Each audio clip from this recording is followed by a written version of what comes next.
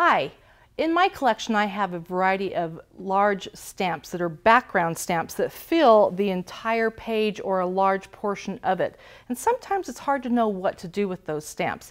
So here I have what's called spotlight stamping, where I have stamped the background and then stamped it a second time and colored in just a portion of it. And you'll notice that I have lifted it with some foam tape to give it just a little bit of pop.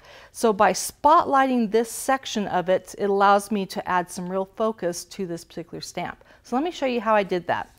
First of all, I stamped one solid sheet. Okay, so I need it actually twice. So I'm going to show you how I did this again.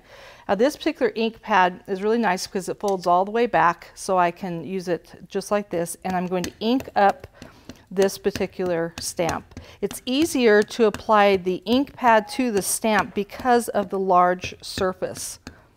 So I want to make sure I have ink everywhere on this. When I do, I'm going to set my ink pad aside. I'm going to take my paper and I'm going to very carefully line it up on this stamp. And I'm just going to take my fingers and rub across it and make sure I rub the entire area.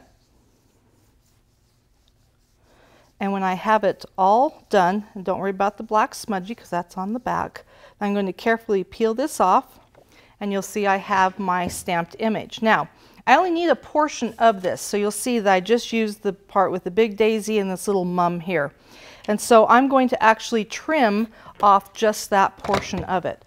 So I'm going to go right below, and I want to make sure that I'm not cutting into that mum since it's the focal point.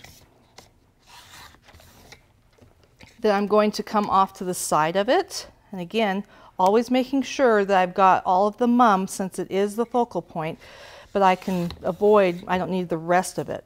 Then I'm also grabbing this little sunflower, so I'm going to put him right up against the edge of my area.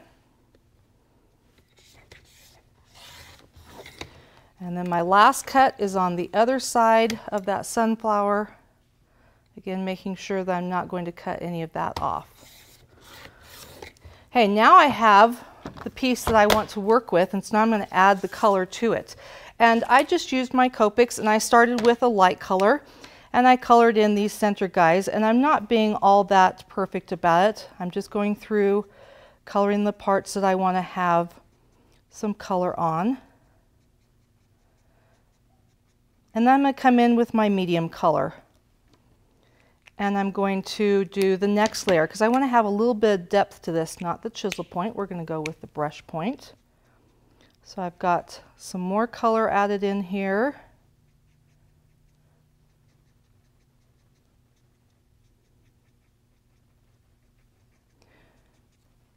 Then I'm going to come in with my darkest color, again using the brush point, and do that last layer. Now on this one I'm going to be a little more careful just because I don't have anything I'm blending in with.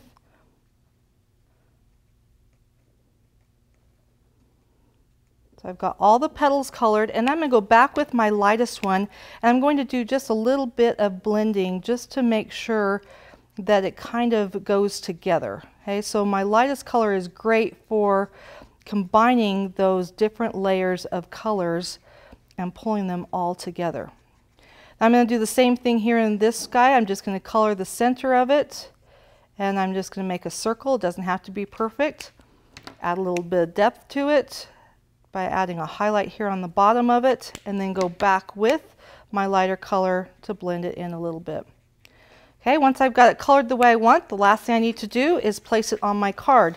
So I'm going to take some of these foam squares, put them behind it. And you do want to put them in each of the four corners so that you have lift all the way around. And I'm just going to do two just for this example. Now here's the catchy part. You need to find some point where you can line things up. And I found the center of this little star flower to be a great point because I want to make it all lined up so it looks like it's a cohesive part of this card. So I place it down, and that easily I have spotlighted one portion of my card. So try that with your large background stamps and see what kind of effects you can get by spotlighting just one section. Have fun creating.